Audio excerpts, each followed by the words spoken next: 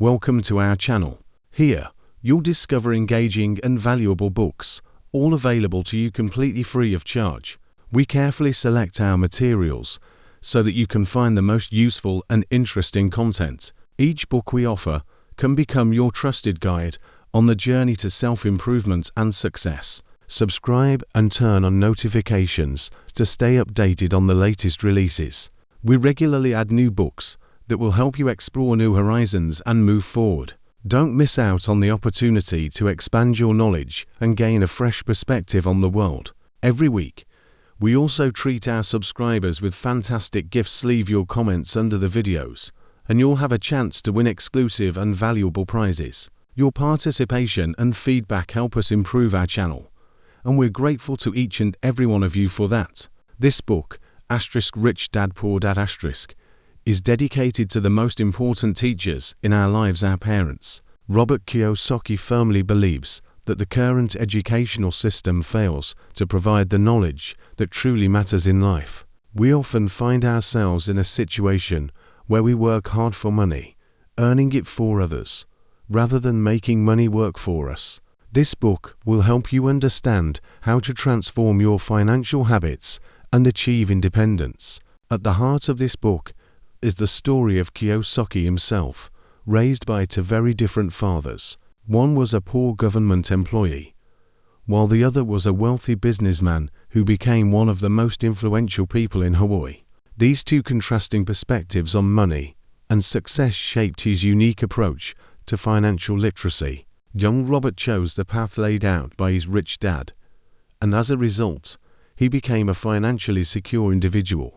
The path I chose allowed me to view the world from a different angle and reach heights that many only dream of. Now, he's ready to share the secrets of his success, which have made his bestseller a must-read for those aspiring to financial success. Listening to this book will give you insights into how to begin your journey to prosperity, how to shift your mindset about money, and which path to take to build wealth. You will learn how to make money work for you, understand what assets and liabilities are, and grasp their roles in wealth creation. Comprehending these principles will enable you to achieve financial freedom and confidence about the future.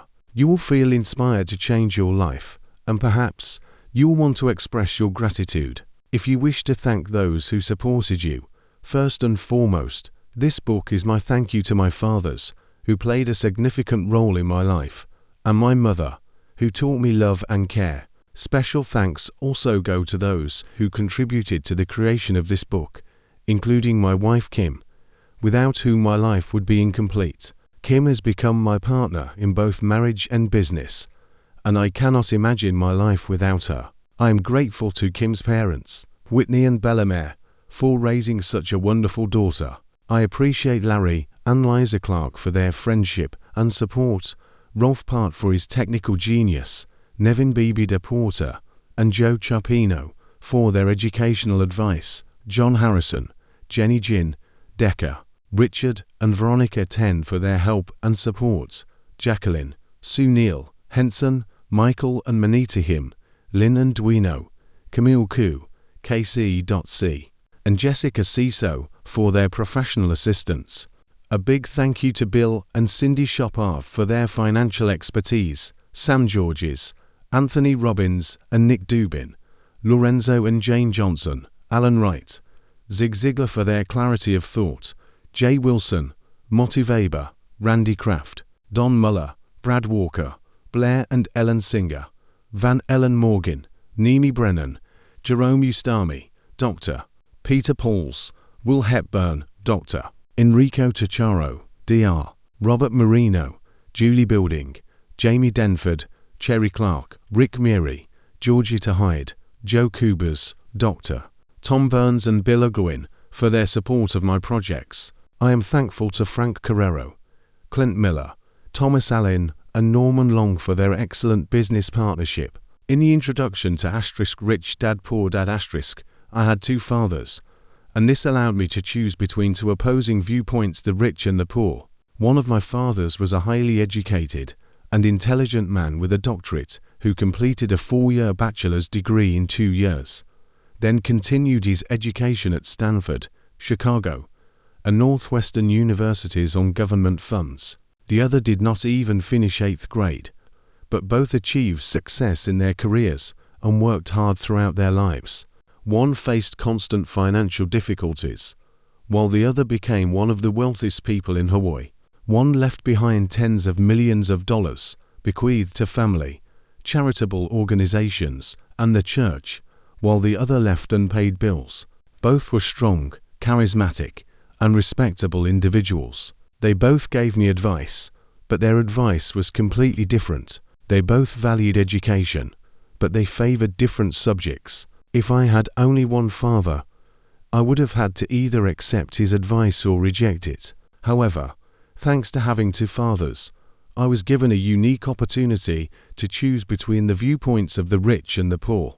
This opportunity allowed me to develop my own understanding of how to achieve financial success and become a successful person. Instead of merely accepting or rejecting the views of one father, I began to deeply analyze their words, compare them, and make my own informed decisions. The challenge was that the rich dad had not yet achieved wealth, while the poor dad was just beginning his career, and both were occupied with providing for their families. However, their attitudes toward money were entirely different. One said that the love of money is the root of all evil, while the other believed that the root of all evil is a lack of money. As a child, living under the influence of these two authoritative figures was difficult for me. I wanted to be a good and obedient son, but their opinions were so divergent that I felt a strong desire to understand the truth. I started to spend a considerable amount of time reflecting on what each of them said, questioning why they thought that way, and then recalling the words of the other father to compare them. I noticed that the rich dad focused on the opportunities that money could bring, whereas the poor dad concentrated on the risks and limitations. This clash of perspectives became a real school of critical thinking for me. Certainly, it would have been much easier to say, "He's right, I agree," or simply dismiss his viewpoint, but my love for both fathers drove me to think deeply and eventually form my own opinion. Gradually, by choosing for myself, I gained more benefit than if I had merely accepted or rejected one of the offered viewpoints. One reason why the rich get richer, the poor get poorer, and the middle class struggles with debt is that financial literacy is not taught in schools, but is passed down from home. Most of us learn about money from our parents, but what can a poor person teach their child about money? They can only advise them to do well in school. A child might graduate with honors, but still possess a poor person's mindset about finances. Unfortunately, schools do not teach children financial literacy. Teachers focus on developing academic and professional skills rather than financial skills. As a result, even successful bankers, doctors, and economists who excelled in their studies can face financial difficulties. The massive national debt of the United States is partly due to highly educated politicians and officials making financial decisions without substantial knowledge in financial matters. Today, I often think about what will happen to the millions of people who need financial and medical assistance. They will rely on their families or the state. And what will happen when medical and pension funds run out? How can a country survive if it does not teach its children money management skills? Since I was influenced by both fathers, I learned from both and reflected on their advice, which gave me insight into how a person's thoughts shape their life. This unique experience taught me that financial literacy and a proper attitude toward money can be crucial in creating a successful and stable life. It was through reflecting and analyzing conflicting opinions that I was able to develop my own principles and approaches, which became the foundation of my financial success. One of my fathers often repeated, "I can't afford that," while the other strictly forbade using such phrases and insisted that I always ask myself, "How can I afford that?" The first statement relaxes and restricts the mind, whereas the second encourages seeking opportunities and solving problems. This approach made me realize that our thoughts shape our success. Understanding this helped me see the importance of constantly searching for solutions and opportunities, rather than merely closing myself off from problems. The father who eventually became wealthy explained that once we say, "I can't afford that," our minds automatically stop looking for solutions. He didn't mean that we should spend money recklessly. He genuinely believed in training the brain, the most powerful computer in the world. He loved to say, "My brain grows stronger every day because I exercise it, and the stronger it becomes, the more opportunities open up for making money." He saw the phrase, "I can't afford that," as a sign of mental laziness. This realization led me to understand that true change happens when we challenge our limitations. Although both of my fathers worked hard, I noticed that one developed his mental potential when it came to money, while the other simply shut it down. Over time, one's financial situation improved, while the other's deteriorated. This is similar to the difference between someone who regularly works out at the gym and someone who spends all day on the couch watching TV. Proper physical exercise helps one become healthier, while mental exercise fosters wealth. My fathers held completely different views on taxes. One believed that the wealthy should pay more taxes to support those who are less fortunate. The other argued that taxes are a punishment for those who work and a reward for those who do nothing. These contrasting views demonstrate how different beliefs can shape our financial behavior. One advised working diligently to secure a job in a good company, while the other argued that diligent study would enable one to buy a good company. One said, "I am not wealthy because I have you, my children," whereas the other believed, "I should be wealthy because I have you, my children." These differing approaches to life and money helped me understand how crucial it is to develop my own principles and goals. One loved to discuss money and business at the dinner table, while the other strictly forbade such topics during meals. One father claimed that one should be cautious with money and avoid risks, while the other emphasized the importance of learning to manage risks. One viewed our home as the largest investment and the best asset, while the other saw the house as a liability, suggesting that if your home is your largest investment, you have serious problems. These varied opinions helped me grasp the significance of how to approach investments and assets. Although both paid their bills on time, one did it as a priority, while the other did it as a last resort. One believed that the company or government would always take care of him, and he was always interested in salary increases, pension funds, medical benefits, and similar issues. He was impressed by how two of his uncles retired with lifetime benefits and privileges after 20 years of military service. He really liked the medical benefits and discounts in special stores provided by the military. Sometimes it seemed that for him, lifetime employment and benefits were more important than the work itself. One of my fathers frequently said, "I work tirelessly for the government, and I deserve these benefits," while the other was a staunch advocate of complete financial independence. He opposed the reliance on benefits, seeing it as a trap that weakens and impoverishes people. He argued that true success comes from mastering financial competence. To him, the real key to creating wealth and opening doors was the ability to manage and invest money wisely. On the other hand, my other father could only save a few dollars, despite his hard work, as his mindset severely limited his financial potential. He focused on teaching me how to build an impressive resume to secure a good job, whereas my wealthy dad showed me how to build thriving businesses and devise financial strategies to create employment opportunities for others. The contrasting philosophies of these two influential figures made it clear to me how profoundly our mindset shapes our lives. I noticed that our thoughts play a crucial role in determining our reality. For example, my poor dad often declared, "I will never be rich," and indeed, that mindset became his reality. Conversely, my rich dad always perceived himself as wealthy.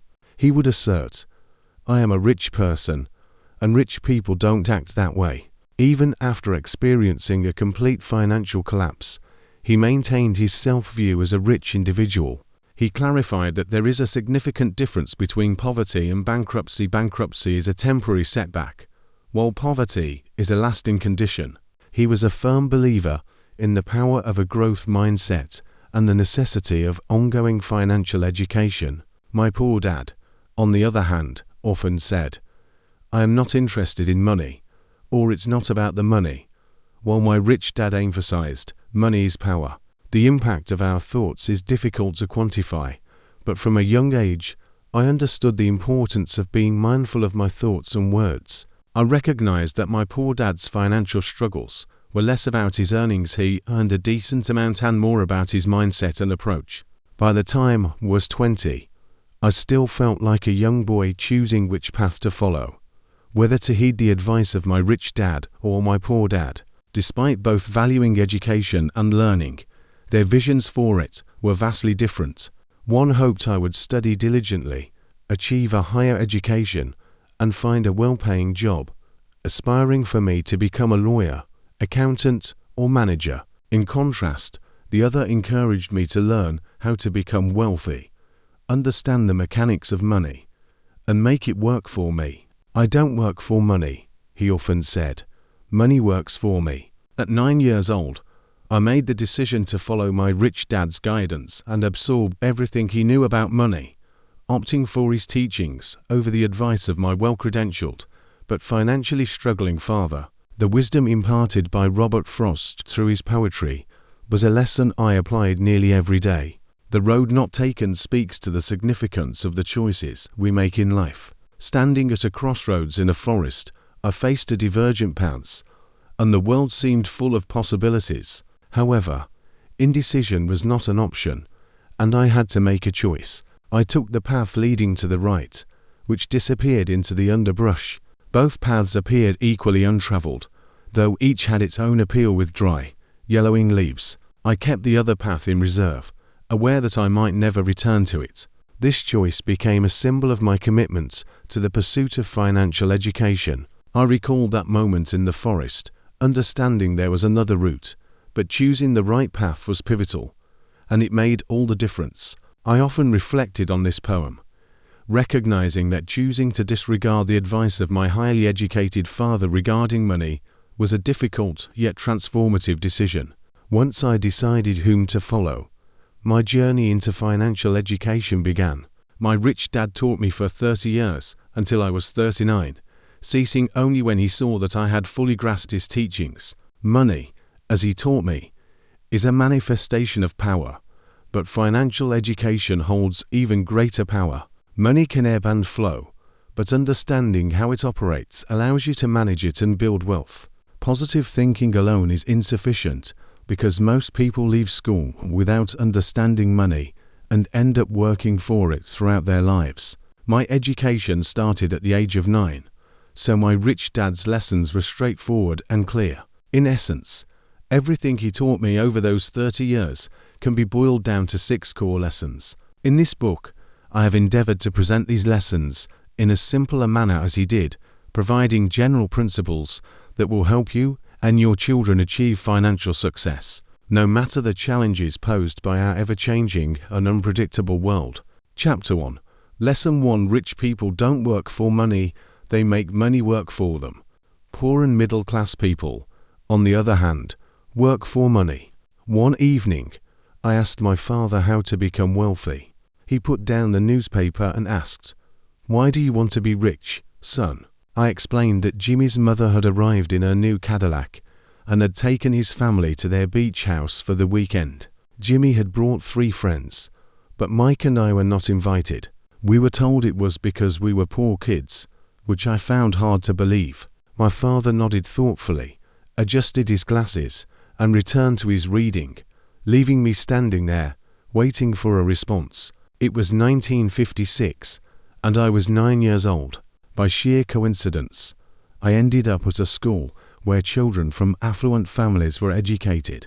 Our town had sprung up where a sugar plantation once stood.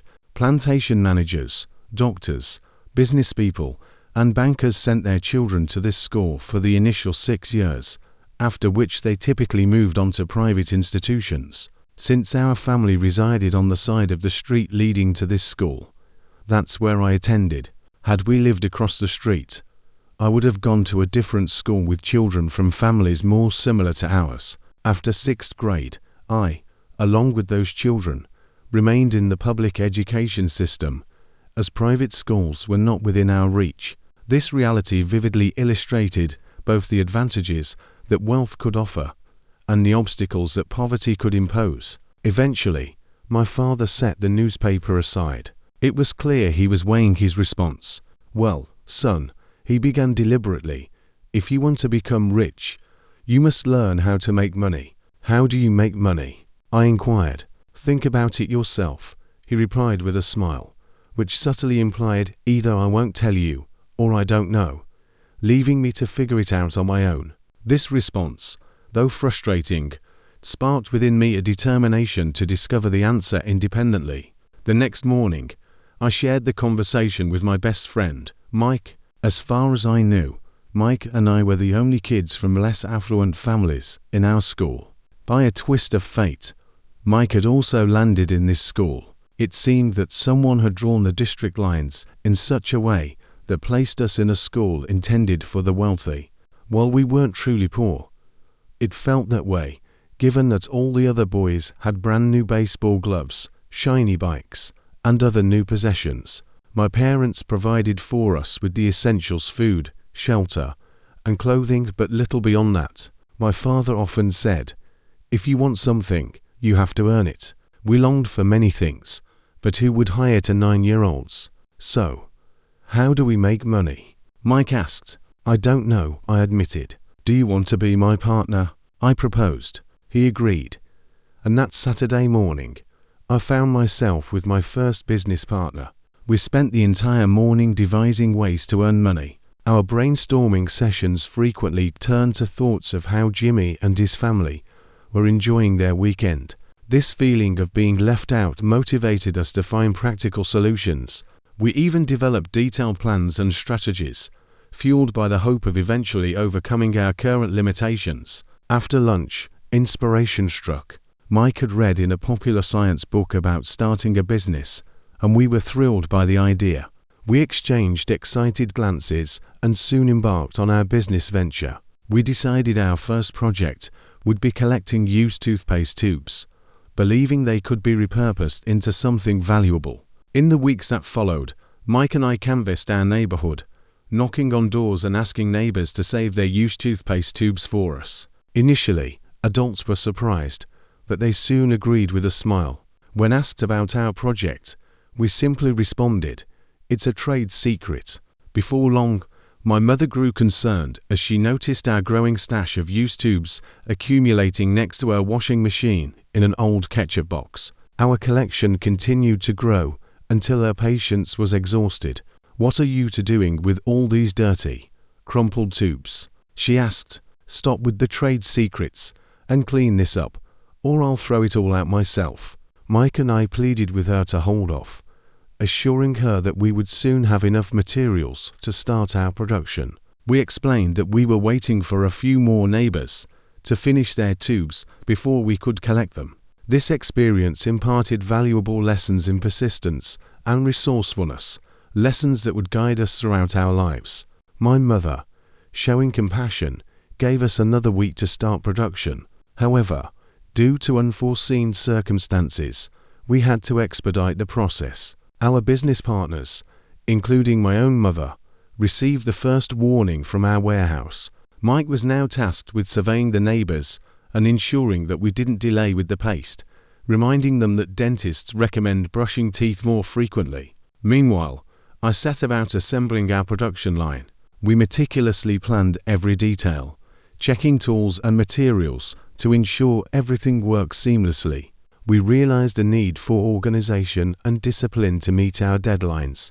One fine day, my father, arriving home with a friend, saw two 9-year-old boys industriously engaged in their production efforts. Everything around was covered in white powder. On a long table stood paper milk cartons, and the grill was ablaze with coals. My father approached cautiously, having to leave his car by the entrance because our production line blocked the way to the garage. As they got closer, they saw a pot on the coals, melting toothpaste tubes. At that time, toothpaste came in lead tubes rather than plastic ones. We burned the paint off the tubes, then melted the lead in the pot and poured it through a small hole into the milk cartons. I held the pot with my mother's oven mitt, and inside the cartons was plaster, which created the white powder we mixed with water. My father and his friend watched in bewilderment as we worked with intense focus, yet we were full of determination. They saw that our molds were ingeniously made and were slightly puzzled, but didn't interrupt us. In our haste, I knocked over a bag, and everything looked as though a snowstorm had just ended. We made casting molds from the plaster, and my father and his friend observed as we poured the molten lead into the mold cavities. "Be careful," my father said. I nodded without lifting my head. We were so absorbed in our work that we didn't notice how quickly time had passed. When we finished, I placed the pot back and smiled at my father. "What are you boys doing?" he asked cautiously. Mike and I replied that we were doing what he had told us and that we planned to get rich. "Aha," Mike said, grinning and nodding. "We're partners." "And what's in these plaster molds?" my father inquired. I carefully explained that we hoped to produce a good batch. I tapped the joint of the two parts of the mold with a small hammer and gently removed the top half. Out fell a coin. "Oh my," exclaimed my father. "So you're making coins out of lead?" Mike clarified. "Yes," I confirmed. "We're doing everything just as you told us. We're making money." My father's friend turned to him and laughed. My father, smiling and shaking his head, took in the sight of the blazing grill, the box of used toothpaste tubes, and the two contented boys covered in white dust. He asked us to leave our work and join him on the porch of the house. Evening was approaching, and the air was filled with freshness. Patiently, he explained what counterfeiting was, shattering our dreams. "You mean this is illegal?" Mike asked with a trembling voice. "Let them play," said my father's friend. "Maybe they have a natural talent." My father looked at him sternly. "Yes, it's illegal," he said quietly. "But you boys have demonstrated creativity and original thinking. Keep up the good work. I am truly proud of you." Mike and I, disheartened, sat in silence for about 20 minutes before starting to clean up the remains of our production. As we finished up the day, sweeping the powder into a pile, I looked at Mike and said, "Maybe Jimmy and his friends are right. We are poor." At that moment, my father, leaving, said, "You'll be poor only if you give up. You've done something, unlike most people who only talk and dream of wealth. You are taking action. I repeat, I am very proud of you. Don't stop. Keep fighting." Mike and I stood in silence, savoring the moment, yet unsure of our next steps. "Dad, why aren't you rich?" I asked. "Because I chose to be a teacher," he replied. "Teachers aren't driven by the pursuit of wealth. We derive satisfaction from teaching. I'd love to guide you, but frankly, I'm not sure how to create wealth." Mike and I resumed our task of tidying up. "You see," my father continued, "if you're set on becoming wealthy, don't ask me. Seek advice from your father." Mike looked astonished. "My father?" he asked, his face a picture of surprise. "Yes, your father," my dad said with a knowing smile. "We share the same banker, and he speaks highly of your dad. He's told me more than once that your father excels at making money." Mike, however, remained skeptical. "Then why don't we have a luxurious car and a grand house like the wealthy kids at school?" "A flashy car and a large house don't necessarily indicate true wealth or financial acumen," my father explained. "Jimmy's dad works on a sugar plantation. His situation isn't so different from mine. He's employed by a company, whereas I work for the government. The company provided him with a car, but now the plantation faces financial difficulties, and soon Jimmy's dad might have nothing left." "But your dad is different," Mike argued. "He seems to be building his own empire, and could become very wealthy in a few years." Those words reignited our resolve. Mike and I threw ourselves back into cleaning up the remnants of our first collaborative project. Now more determined than ever, we understood that the path to success involved learning from someone who had already achieved it. The challenge was that Mike's father worked long hours and returned home late. He owned warehouses, a construction company, a chain of stores, and 3 restaurants, which often kept him occupied in the evenings. We recognized that if we wanted his mentorship, We would need to be both persistent and patient. After our cleanup was complete, Mike took the bus home, intending to approach his father that evening to ask for guidance on becoming wealthy. Mike promised to call me immediately after the conversation, even if it was late. When the phone rang at 8:30, I answered, "All right, next Saturday," and hung up. Mike's father agreed to meet with us. On that Saturday morning, at 7:30, I boarded a bus heading to the less affluent part of town. I felt a mix of excitement and nervous anticipation about the upcoming meeting. Mike and I arrived at his father's home at 8 o'clock. By then, his father had already been busy for over an hour. As I approached their modest, well-kept home, a pickup truck with a construction supervisor was leaving.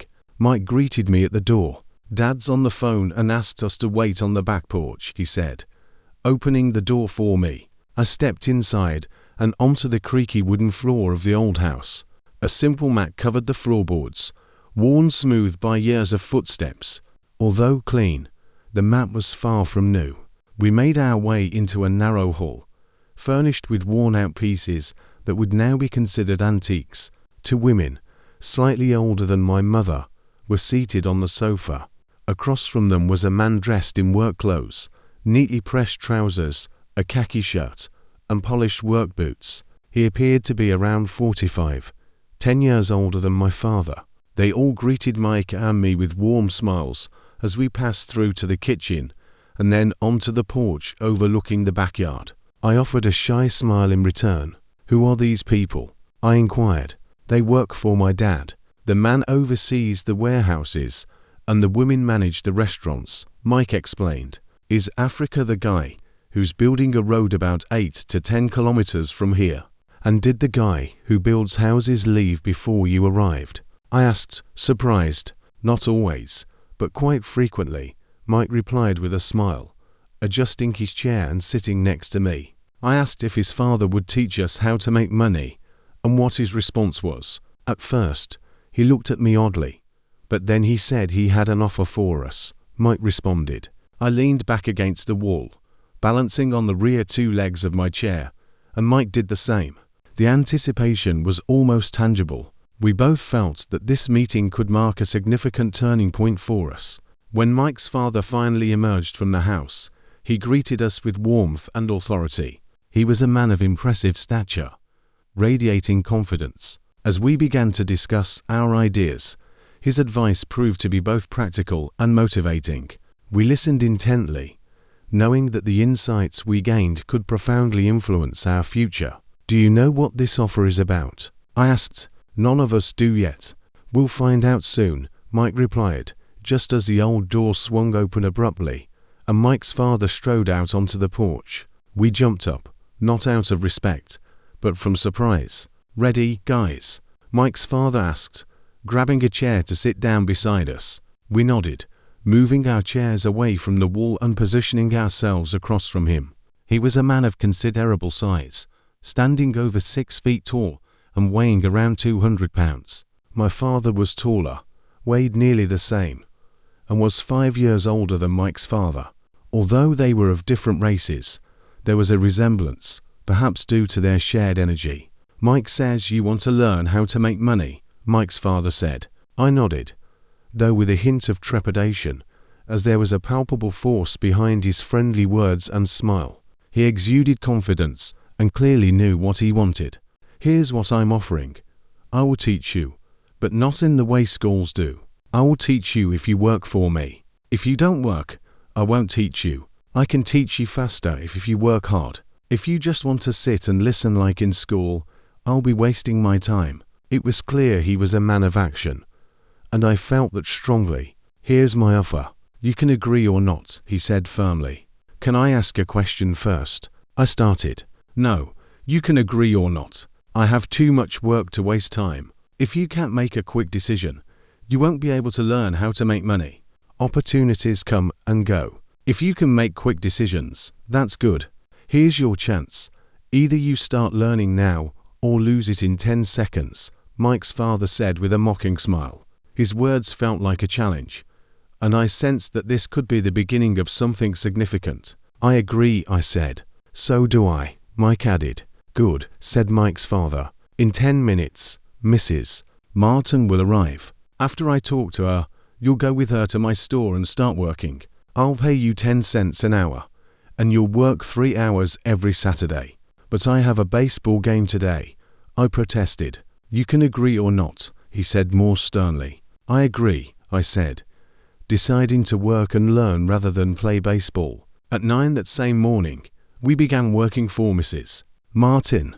She was a kind and patient woman who always said that Mike and I reminded her of her two grown-up sons who had moved away. Despite her kindness, she believed we should work hard and always found tasks for us. We spent 3 hours removing cans from the shelves, dusting them off with feather dusters, and placing them back neatly. It was incredibly dull. I felt that real work and effort were just beginning. Not when we waited for changes. Mike's father, whom I called my rich dad, owned 9 such small self-service stores with large parking lots. Here, local residents could buy milk, bread, butter, and cigarettes. Unfortunately, there were no air conditioners in Hawaii yet, and the store doors were left open because of the heat. Every time a car passed by or parked, dust would swirl into the store. This meant that, until air conditioners appeared, Mike and I would always have work. We went to Mrs. Martin every Saturday and worked 3 hours. By noon, our work ended, and she gave us 3 dimes. Even in 1956, at 9 years old, 30 cents didn't seem like much. I realized that the experience and lessons we were receiving could lay the foundation for a future success. A comic book cost 10 cents at that time, so I usually spent my earnings on comics and went home. After 4 weeks, I was ready to quit. I had agreed to work only because I wanted to learn to make money from Mike's father, and now I felt like a slave for 10 cents an hour. I understood that this path required patience and resolve. Moreover, I had not seen Mike's father even once during this time. I'm leaving, I told Mike during lunch break. Working was boring, and I missed my favorite Saturdays. The 30 cents were particularly irritating. Mike smiled. What's so funny? I asked with irritation and despair in my voice. Dad said it would be like this. He told me to meet him when you're ready to leave. What is this all about? I exclaimed with indignation. He was waiting for me to get tired of it, Mike replied. Yes, my dad is different, not like the others. He teaches in a different way from your parents. They mostly give lectures, while my dad prefers silence or speaks very little. Just wait until Saturday. I'll let him know you're ready. He believes in teaching through experience rather than words. Are you saying that this was all planned? I asked. Not exactly planned, but something like that. On Saturday, Dad will explain everything. He believes that through hardships and waiting, important lessons can be learned. Saturday arrived, and I was prepared for a discussion with Mike's dad. My own father was displeased. My real father, whom I call the poor dad, was convinced that the rich dad was violating child labor laws and that he should be sued. He advised me to demand a raise to no less than 25 cents an hour and said if that didn't happen, I should quit immediately.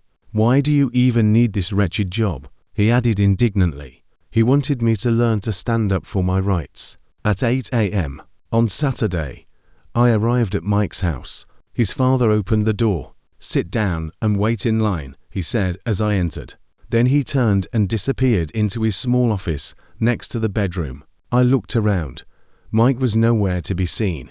I timidly sat down next to the 2 women who had been there 4 weeks ago. They smiled and moved over to make room for me. I felt that they left me waiting to test my determination. 45 minutes passed, and my patience was wearing thin. He had seen those 2 women and let them go half an hour ago. Then an elderly gentleman came in and spent 20 minutes with him before leaving as well. The house was empty, and I sat in the stuffy waiting room, anticipating a meeting with the miser who exploits children. I heard him walking around his office and talking on the phone, but he did not remember me. I was ready to get up and leave, but for some reason I stayed put, convincing myself that patience would be rewarded. Finally, after another 15 minutes, exactly at 9 o'clock, The rich dad silently emerged from his office and signaled me over.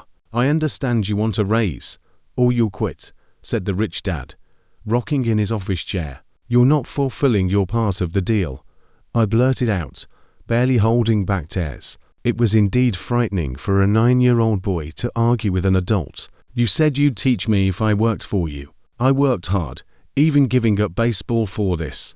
But you didn't keep your word and didn't teach me anything. No wonder people in town call you a fraud.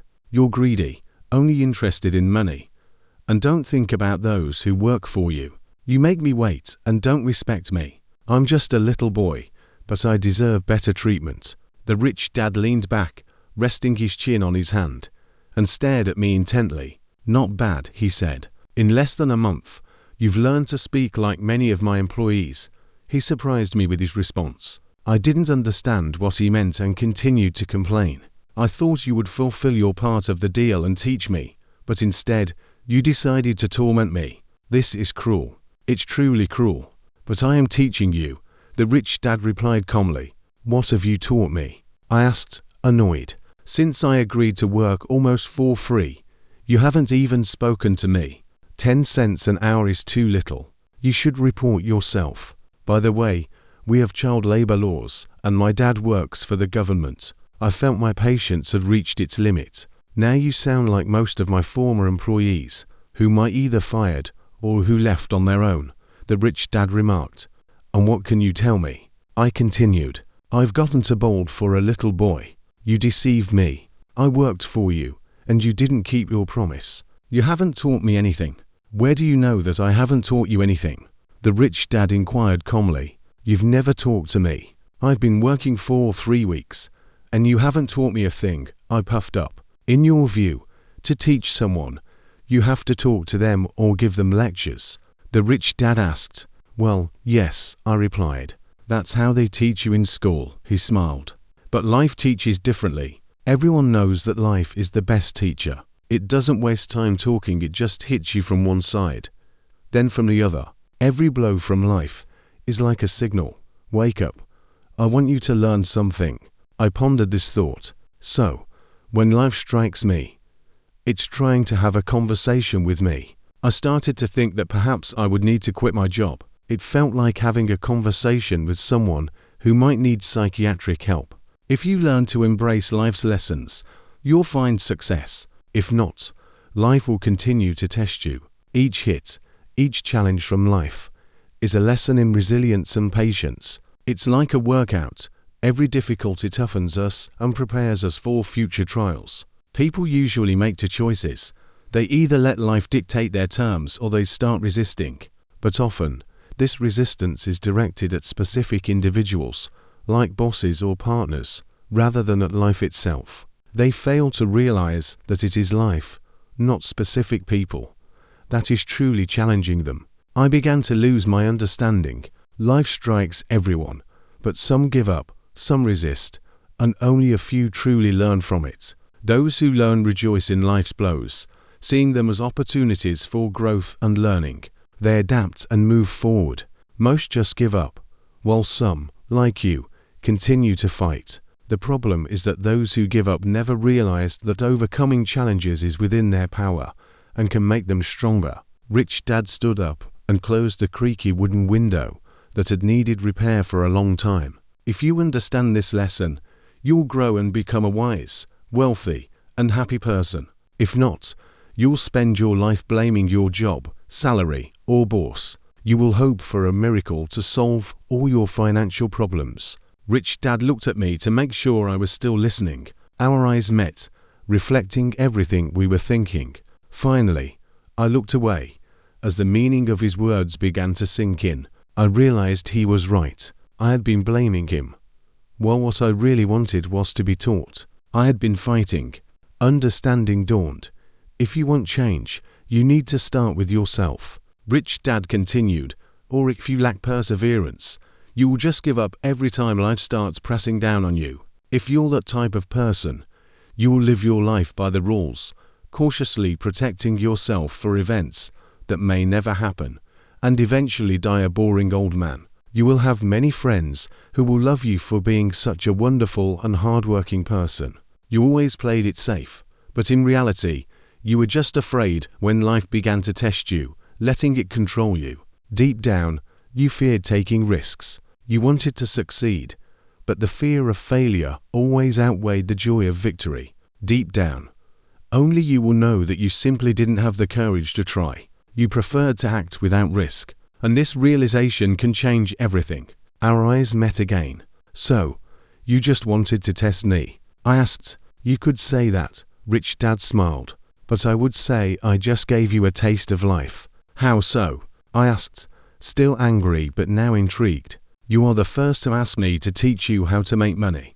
I have over 150 people working for me, and none have ever asked me about my knowledge of money. They only want to work and get paid, but not to understand money. So, almost all of them will spend the best years of their lives working for money, without understanding whom or what they are really working for. I listened attentively. When Mike told me you wanted to learn how to make money, I prepared a course for you that was close to real life. I could talk until I passed out, but you wouldn't hear anything. That's why I decided to let life beat you up a bit first, so you could hear me. That's why I paid you only 10 cents. What lesson was I supposed to learn from working for just 10 cents an hour? I asked. You're greedy and exploit your workers. Rich Dad leaned back and laughed heartily. Then he calmed down and said, you'd better change your perspective. Stop blaming me for everything. If you think the problem is with me, you'll have to change me.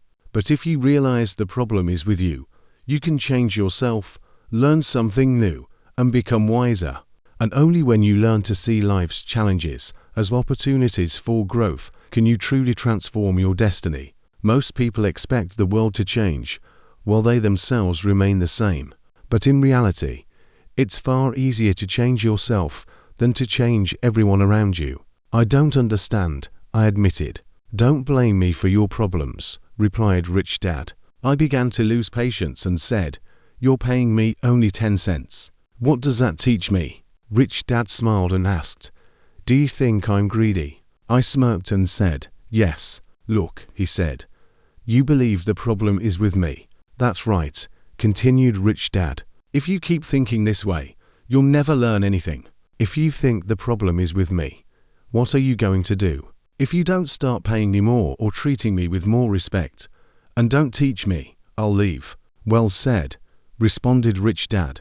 That's what almost everyone does. They look for another job, better opportunities, and higher pay. They think a new job or more money will solve their problems, but it rarely works out that way. What then will solve the problem? I asked. Just accept those miserable 10 cents and be thankful, Rich Dad said with a smile.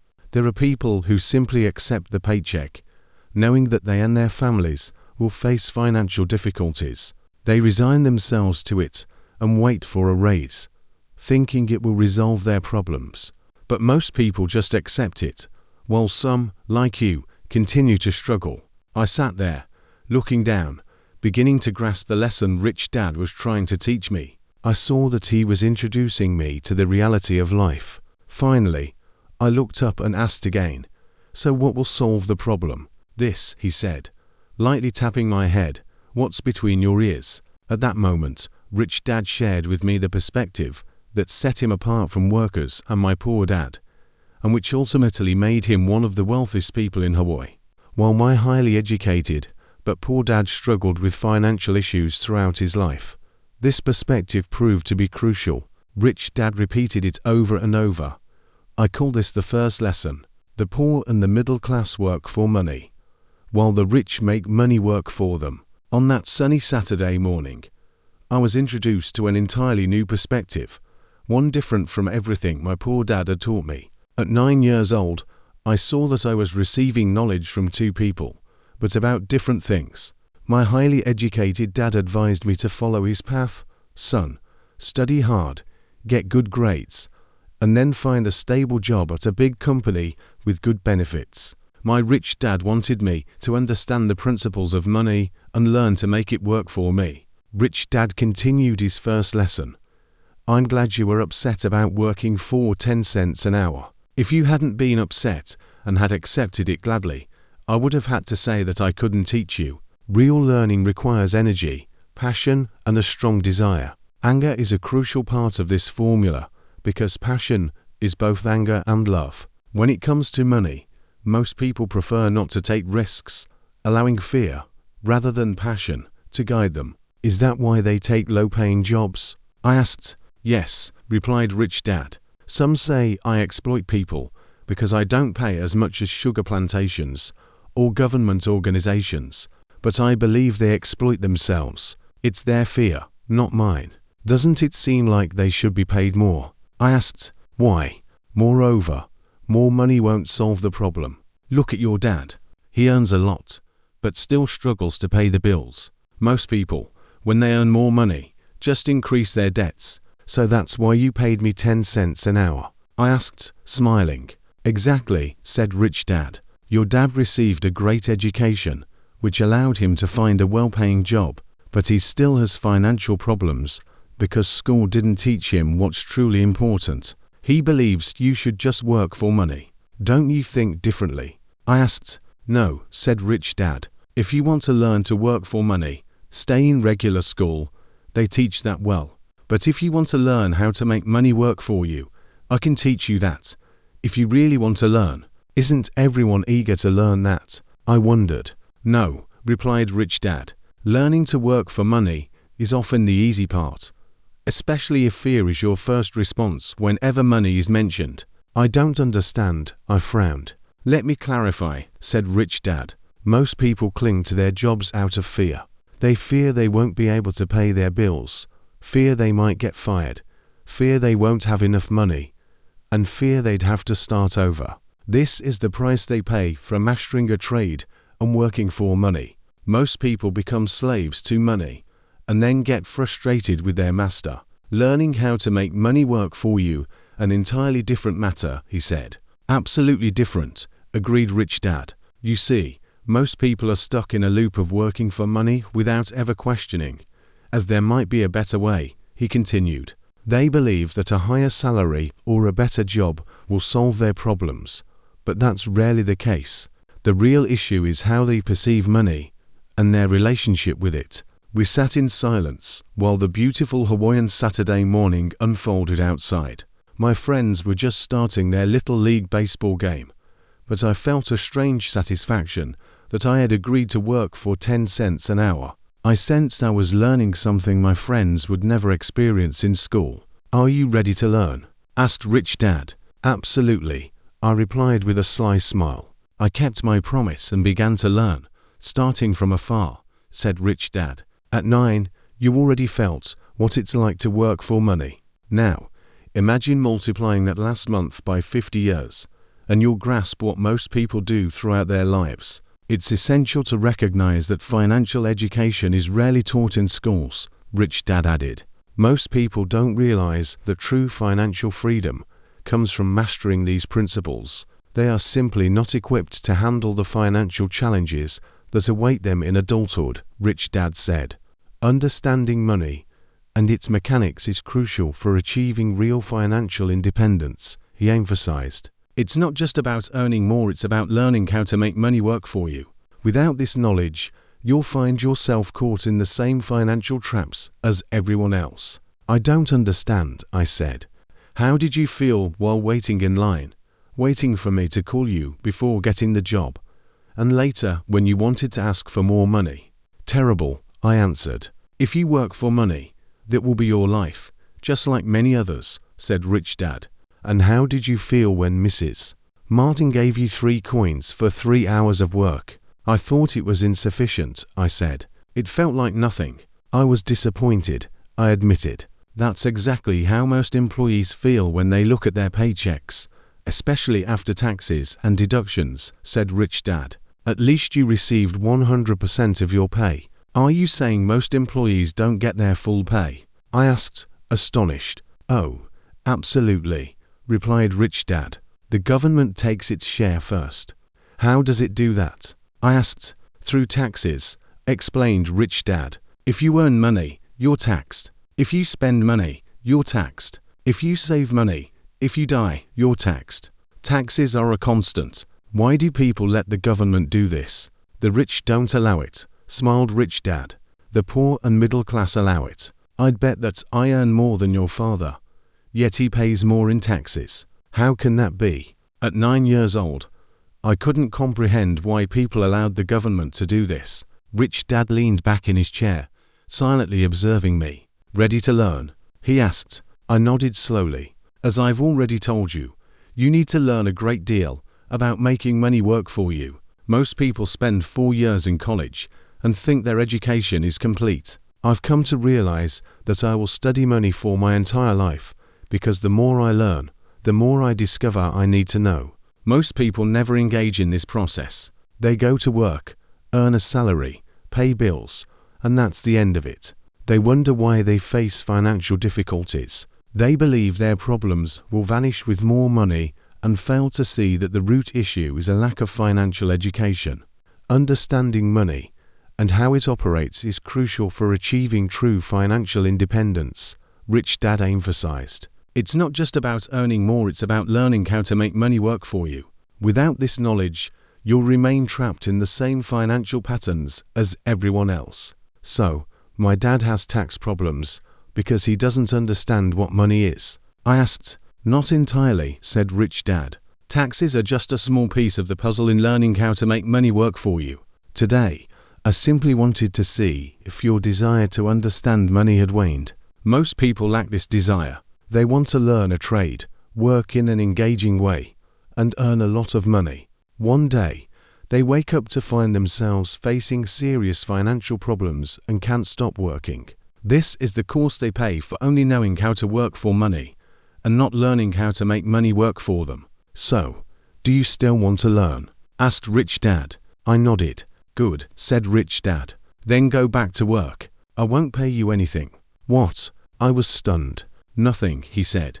You'll still work 3 hours every Saturday, but now you won't receive 10 cents an hour. You said you wanted to learn not to work for money, so I won't pay you at all. I couldn't believe my ears and decided to talk it over with Mike. He was already hard at work, stocking the shelves with cans, completely unpaid. So don't hesitate. Join in, Mike said to me. But that's unfair, I exclaimed. You should be paying me something. You said you wanted to learn, Rich Dad replied. If you don't grasp this lesson now, you'll grow up to find yourself in the same situation as those men and women who come to me, hoping they won't get fired.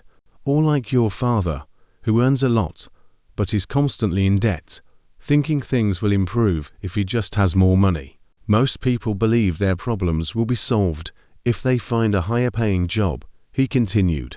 But they're wrong. These problems don't disappear because money isn't the answer.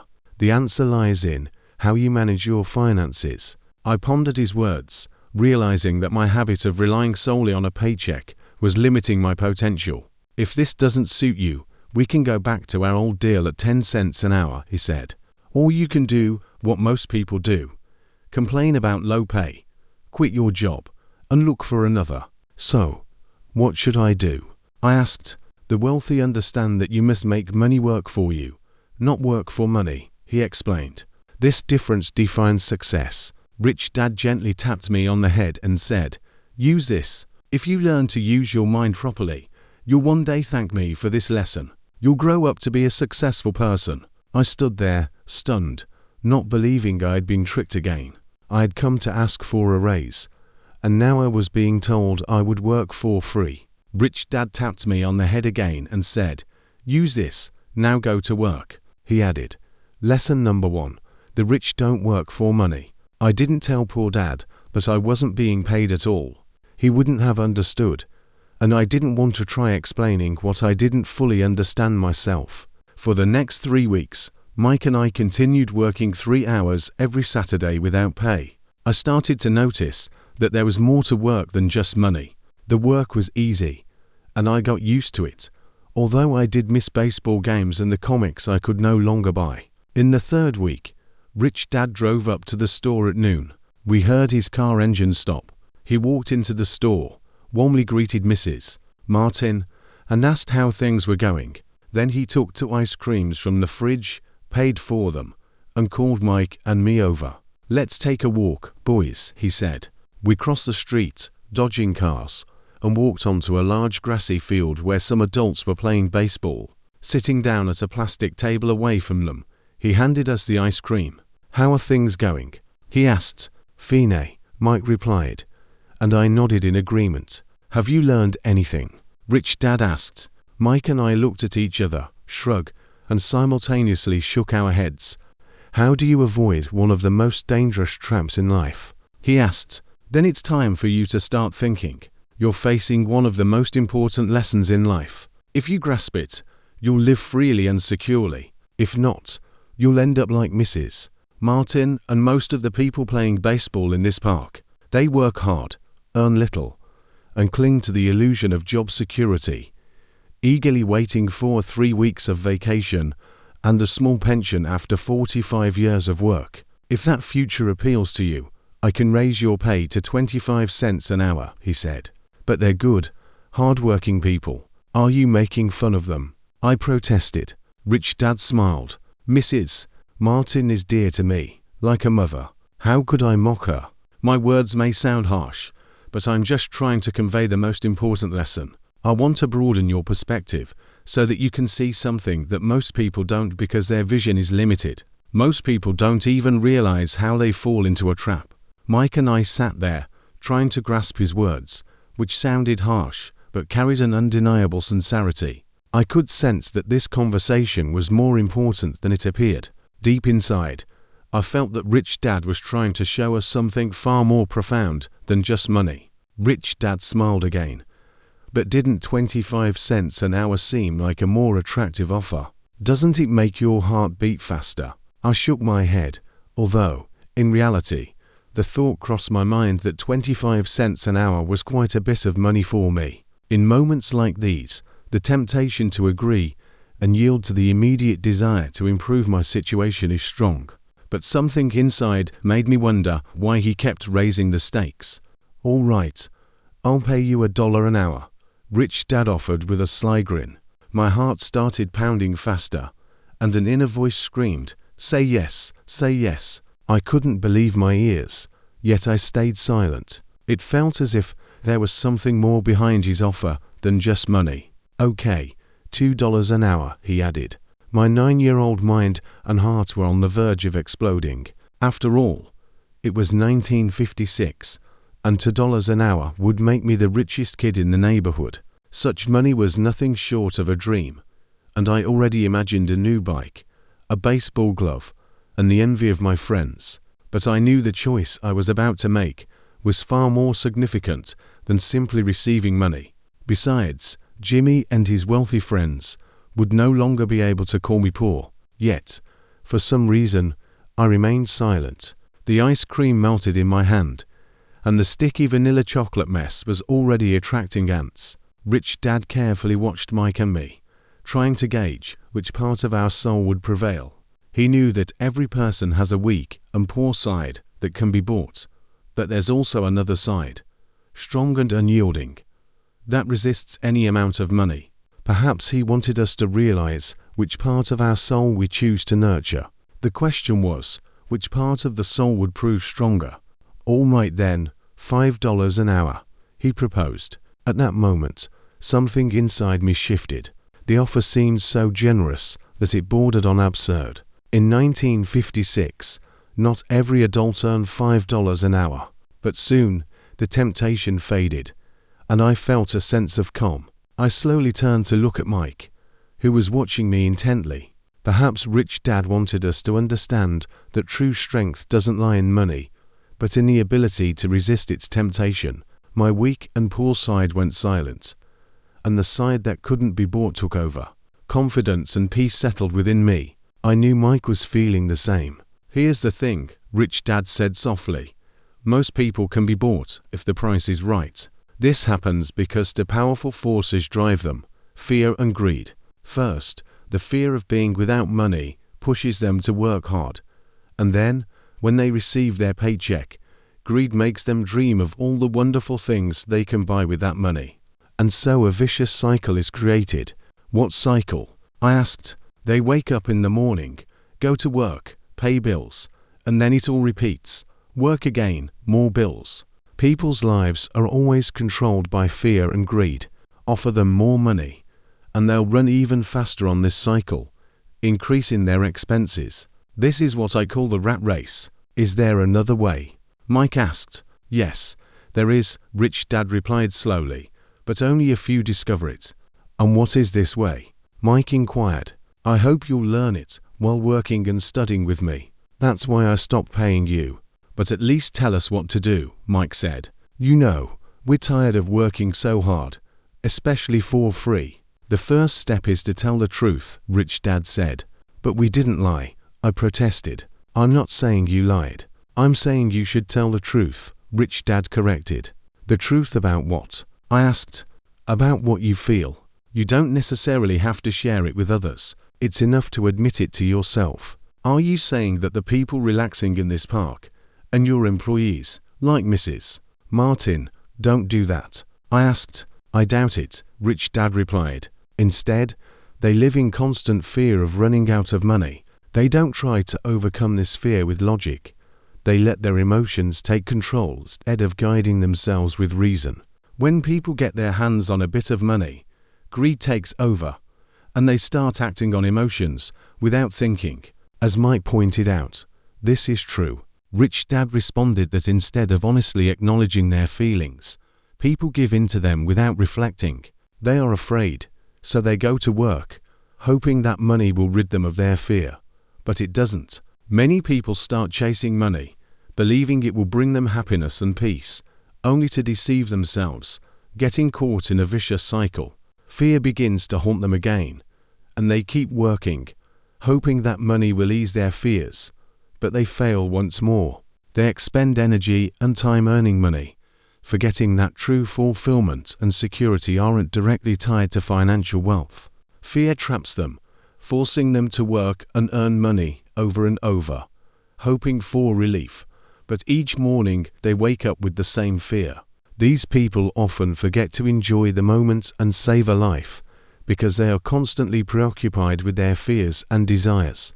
Millions of people lose sleep over this fear, tossing and turning at night, and so they get up and head to work, hoping their paycheck will kill the fear that gnaws at their souls. In their minds, money becomes the solution to all problems, but in reality, it only deepens their inner conflicts.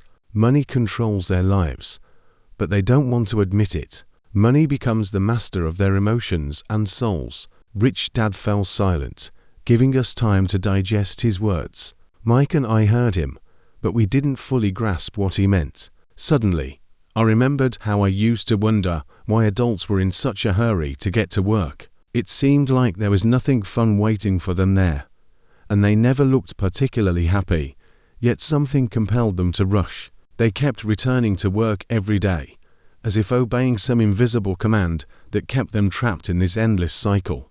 Seeing that we had understood as much as we could, Rich Dad said, I want you guys to avoid this trap. That's what I really want to teach you, not how to get rich, because wealth doesn't solve this problem. It doesn't. I asked, surprised.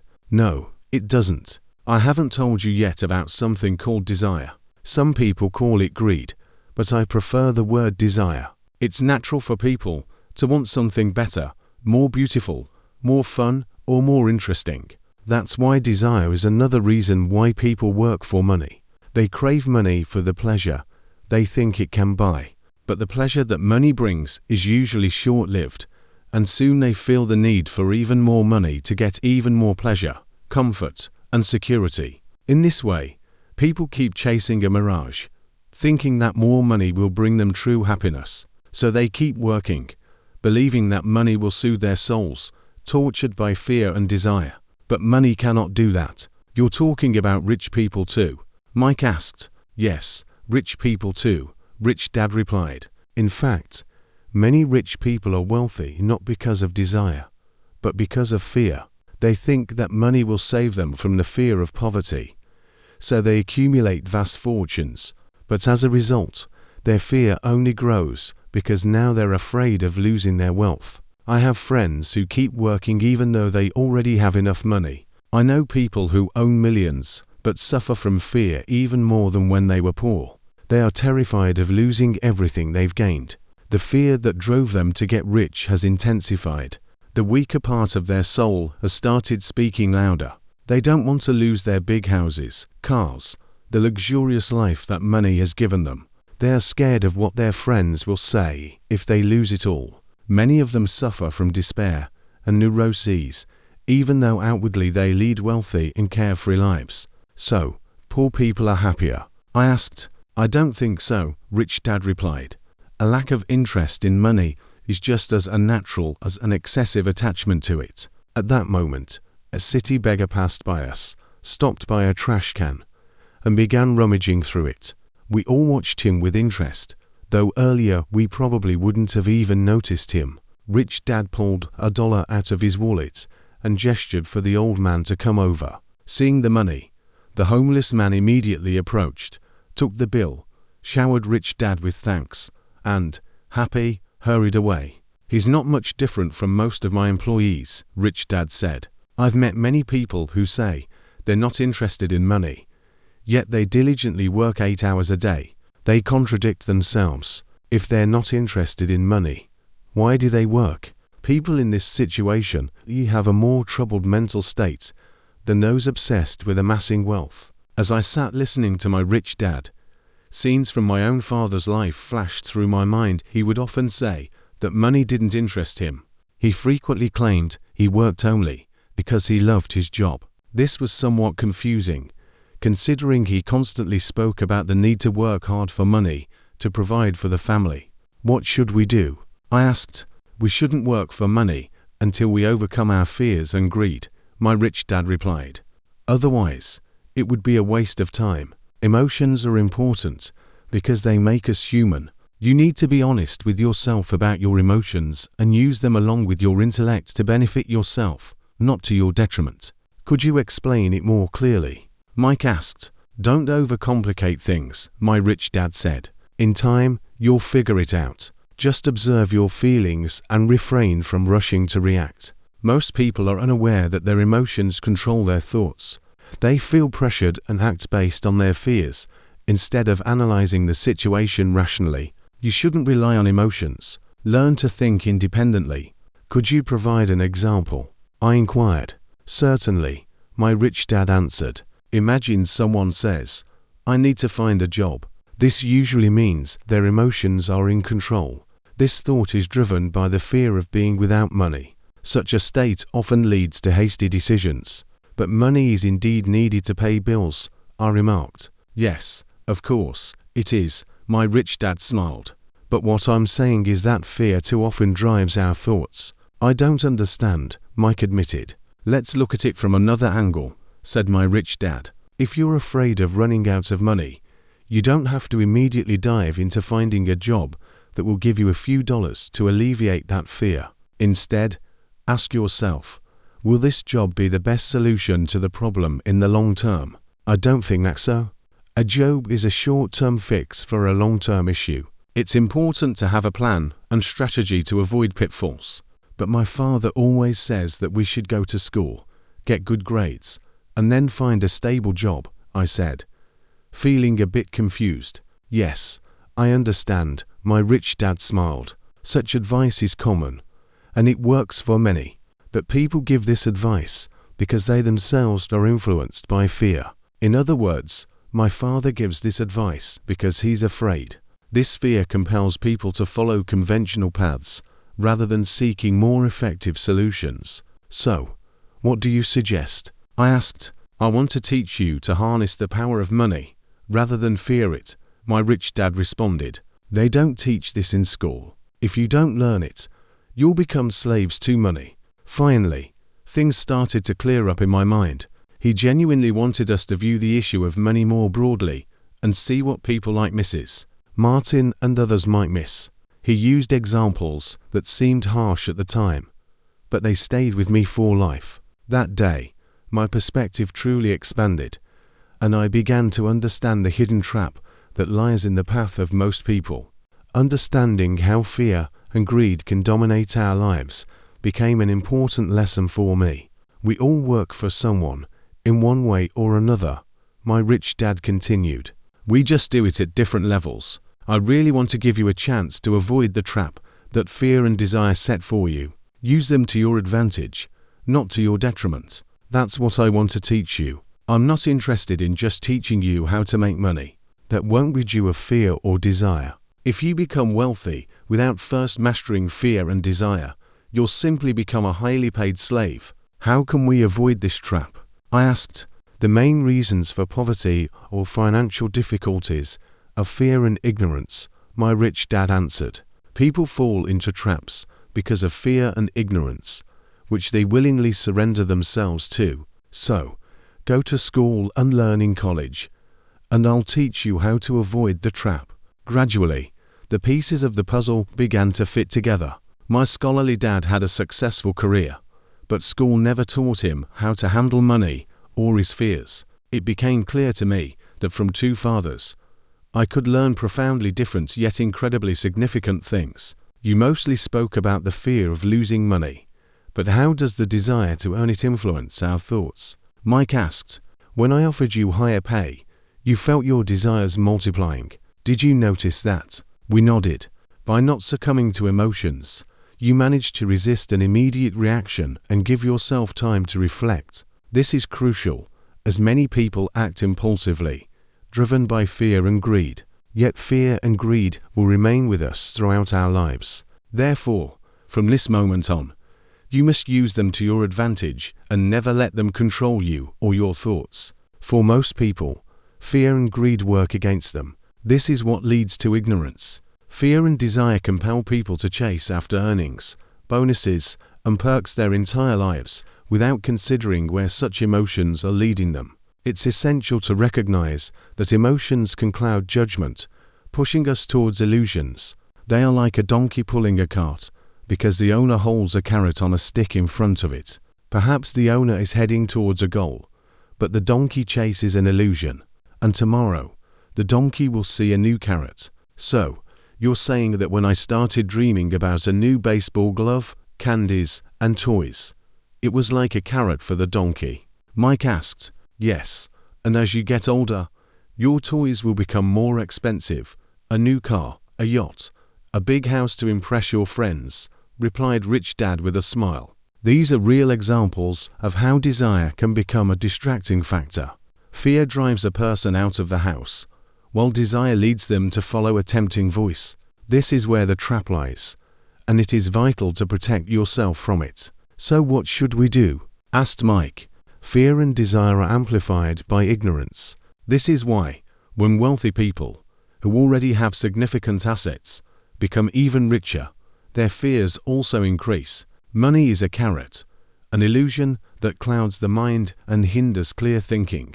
If the donkey could see the full picture, perhaps it would reconsider and stop chasing the carrot. Rational planning and understanding your true goals are key to escaping these illusions. Rich Dad began to explain that a person's life is a struggle between ignorance and enlightenment. Every day and every moment, we make decisions to open or close our minds to new possibilities.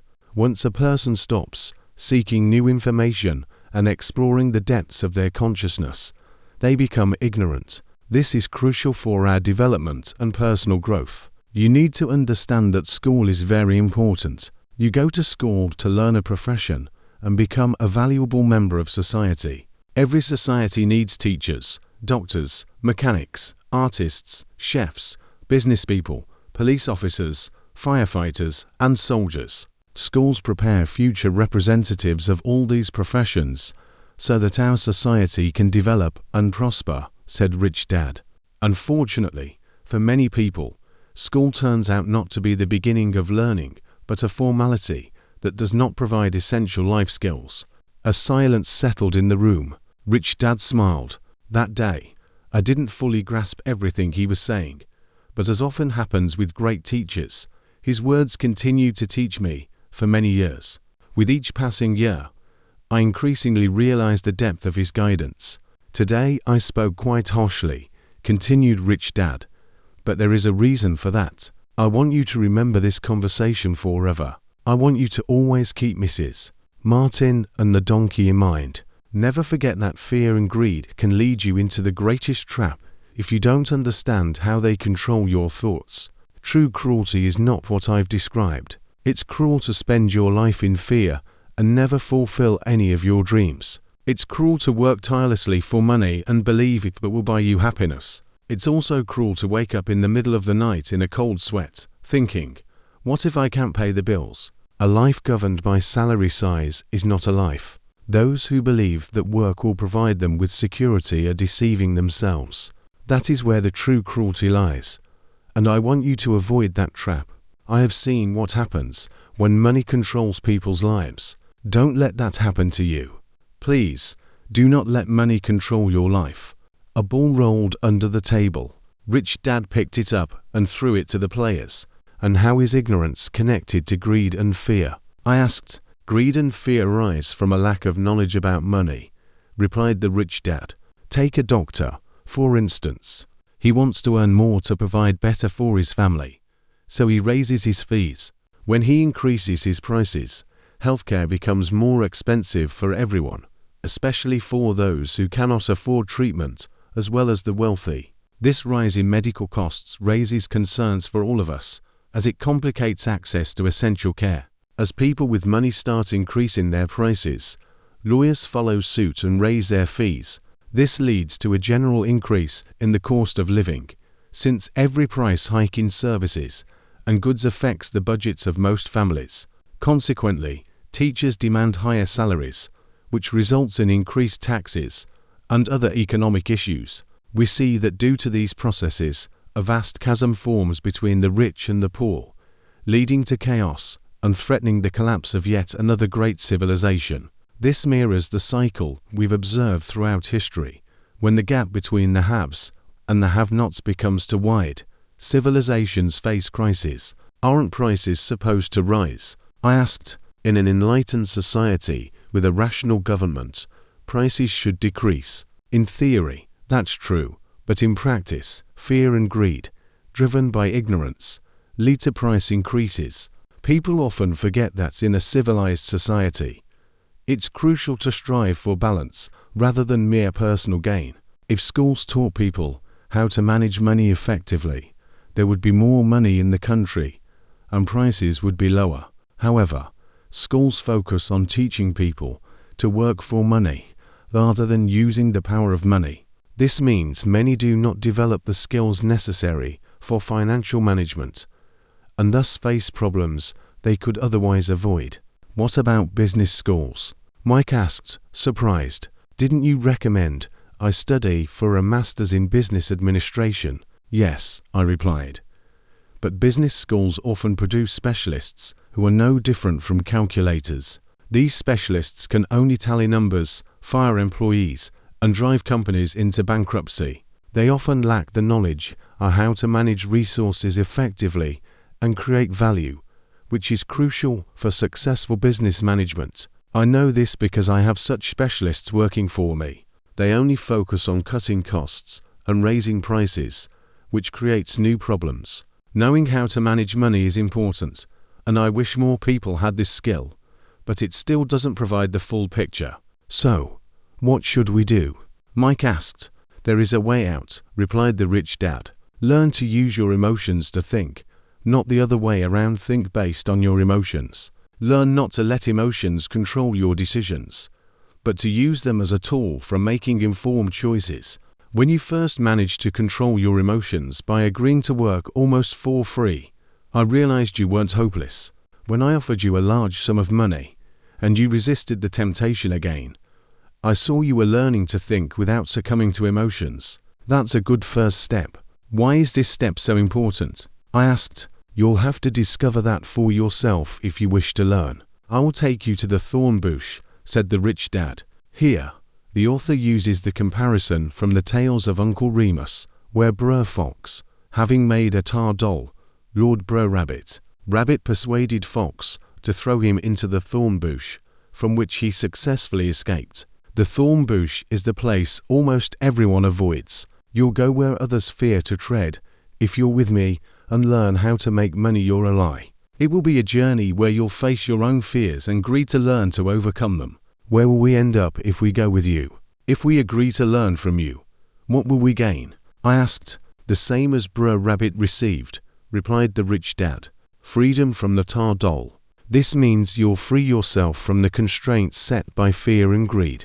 Is there a thorn bush in life? I asked. Yes, replied the rich dad. The thorn bush represents our fears and our greed. The solution lies in understanding your fears and learning to combat greed and weaknesses by using reason and choosing the right thoughts. The path to personal freedom and financial well-being begins with recognizing and overcoming your internal barriers with the help of reason.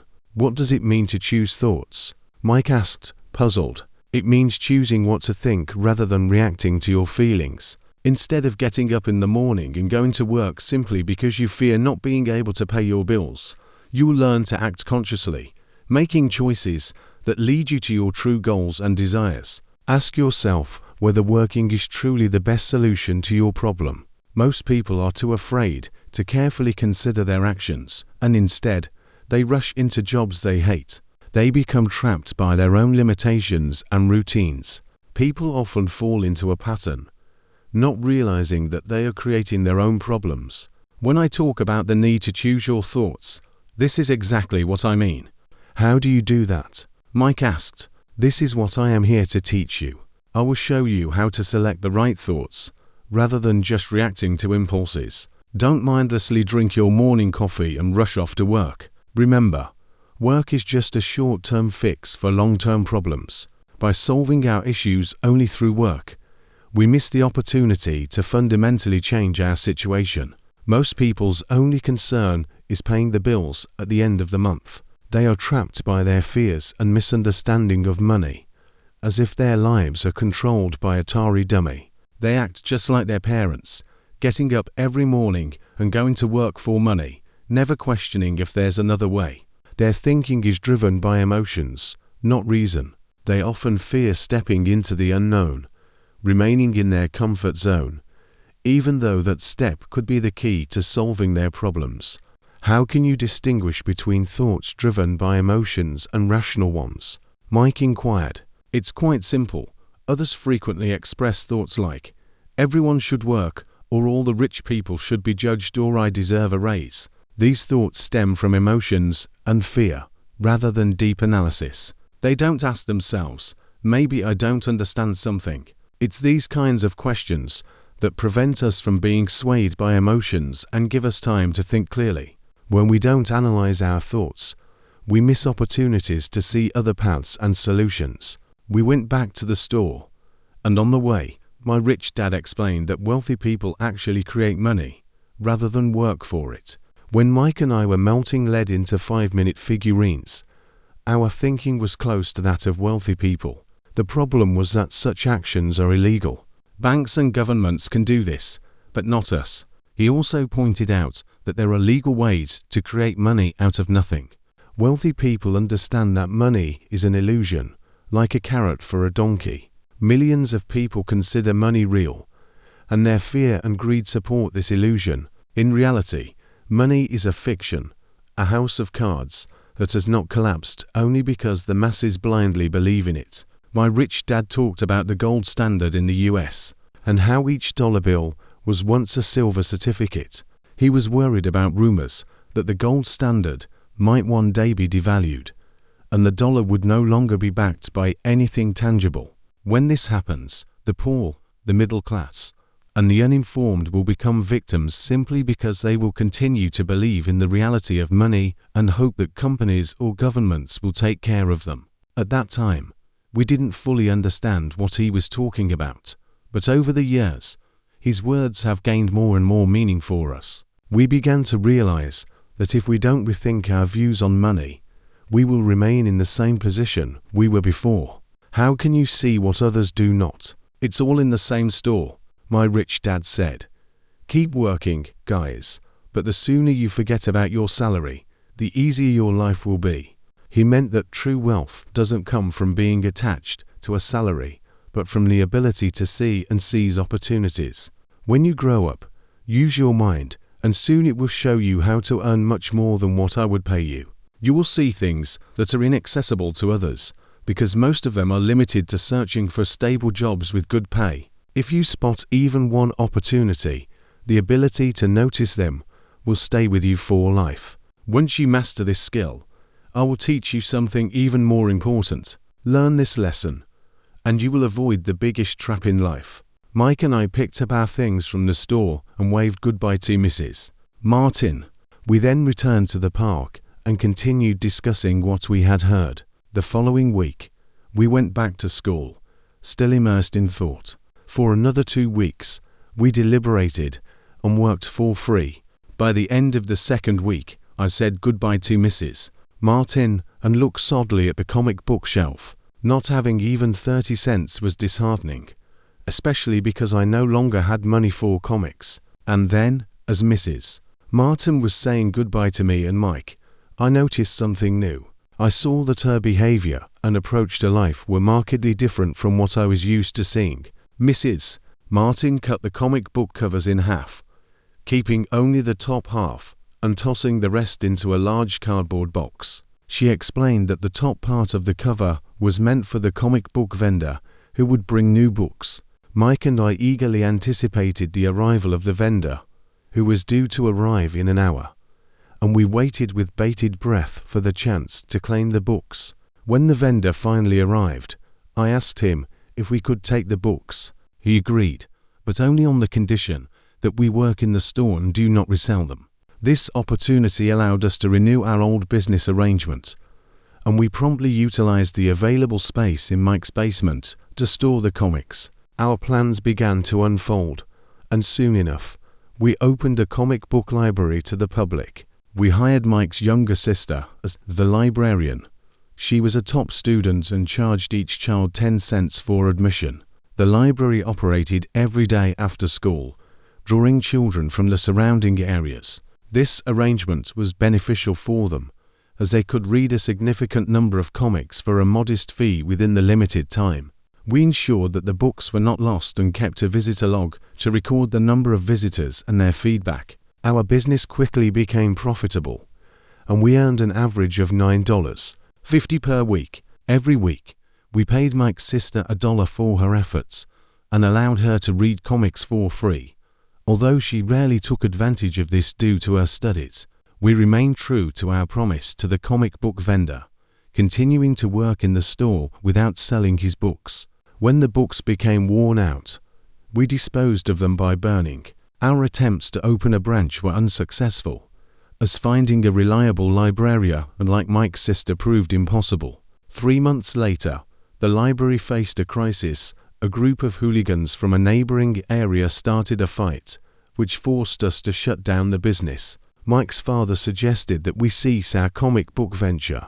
We stopped working in the store on Saturdays, but Rich Dad was pleased that we had learned his lesson.